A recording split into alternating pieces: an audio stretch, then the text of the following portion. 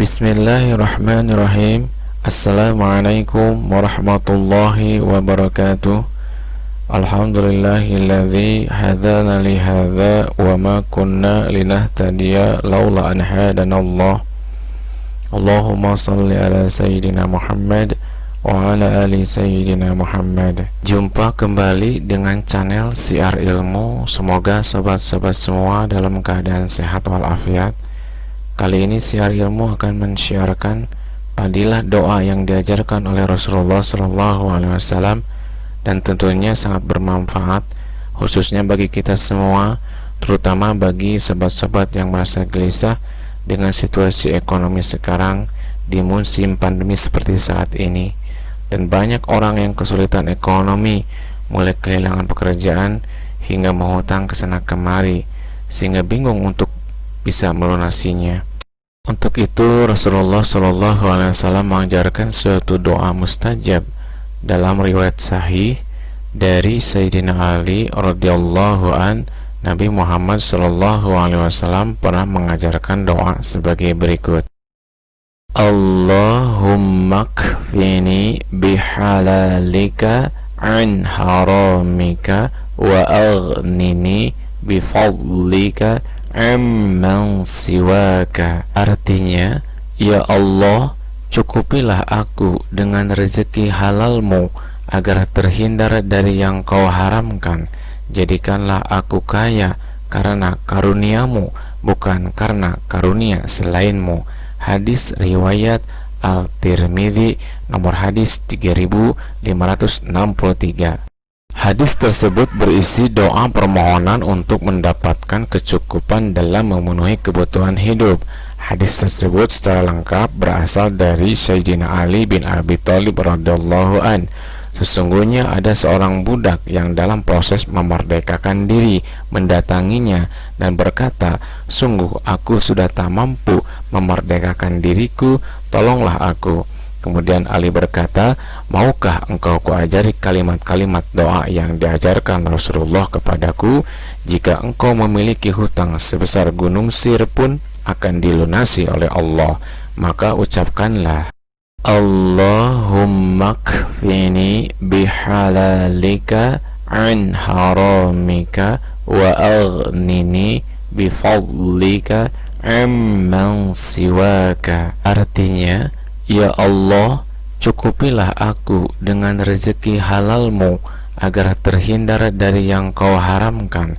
Jadikanlah aku kaya karena karuniamu, bukan karena karunia selainmu. Bagi orang yang benar-benar beriman, Allah adalah segalanya. Allah adalah tempat bergantung semua makhluk. Karena itu, problem apapun dan sebesar apapun, jika diserahkan kepada Allah dan dimintakan pertolongan kepadanya, maka Allah pasti bisa mengatasinya. Untuk mendapatkan pertolongan Allah, syaratnya harus benar-benar beriman dan mau memenuhi perintahnya. Allah Subhanahu wa ta'ala berfirman dalam surat Al-Baqarah ayat 186, yang artinya, "Dan apabila hamba-hambaku bertanya kepadamu tentang aku, maka jawablah, aku itu dekat. Aku mengabulkan permohonan orang yang berdoa. Apabila ia memohon kepadaku, maka hendaklah mereka memenuhi segala perintahku, dan hendaklah mereka beriman kepadaku agar mereka selalu berada dalam kebenaran." Adapun mengenai kapan waktu yang paling mustajab untuk berdoa, Rasulullah SAW menganjurkan agar banyak berdoa ketika sujud. Hal ini sesuai dengan sabda beliau dalam hadisnya sebagai berikut. Dari Ibnu Abbas radhiyallahu an bahwa Rasulullah SAW bersabda, "Adapun ketika ruku, maka agungkanlah Allah, sedangkan ketika sujud, maka bersungguh-sungguhlah dalam berdoa, maka doa tersebut pasti dikabulkan untuk kalian." Hadis riwayat Muslim, nomor hadis 479.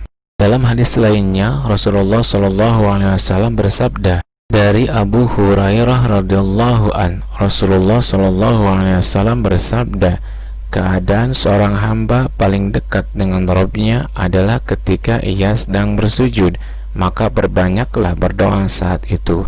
hadis riwayat Muslim, nomor hadis 482. Ada beberapa faedah penting yang dapat kita petik dari hadis ini.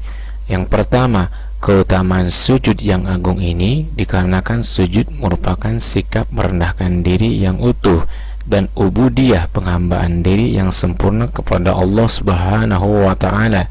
Juga pada saat ini seorang hamba meletakkan dan menempelkan anggota tubuh yang paling mulia dan yang paling tinggi, yaitu wajahnya, ke permukaan tanah yang selalu diinjak dan dihinakan dalam rangka beribadah untuk merendahkan diri kepada Allah Subhanahu wa taala.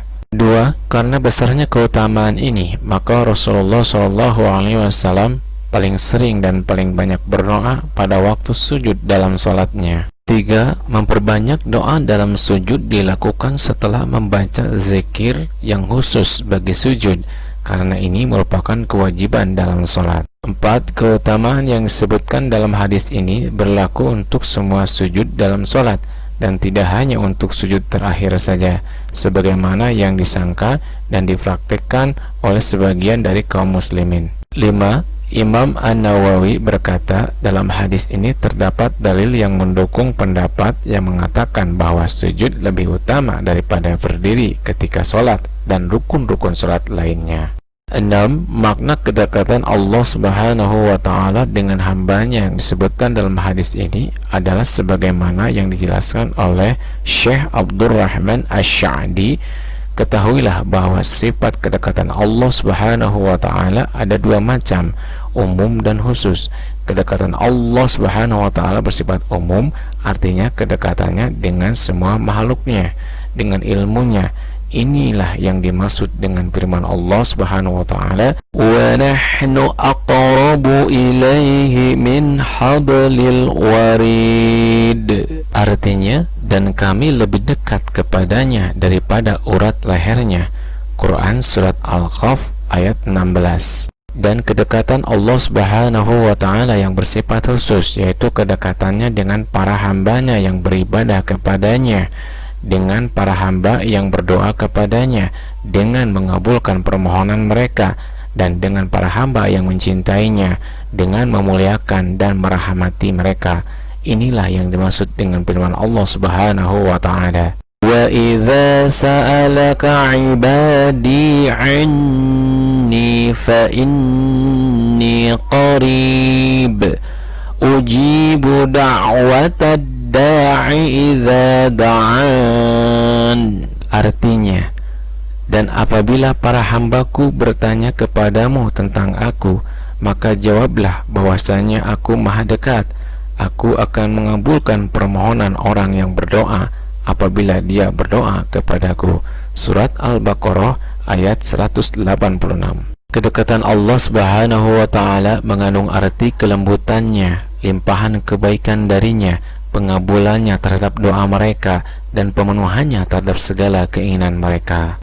Demikianlah keutamaan-keutamaan berdoa di waktu sujud. Oleh karena itu, perbanyaklah doa di waktu sujud, khususnya dengan doa-doa yang diajarkan oleh Rasulullah SAW, seperti doa berikut ini. Allahumma kfini bihalalika an haramika wa aghnini bifadlika amman siwaka. Yuk kita ulang kembali untuk mendawamkan doa ini. Allahumma kfini bihalalika an haramika wa aghnini bifadlika amman siwaka. Allahumma kfini bihalalika an haramika wa aghnini bifadlika amman siwaka. Allahumma kfini bihalalika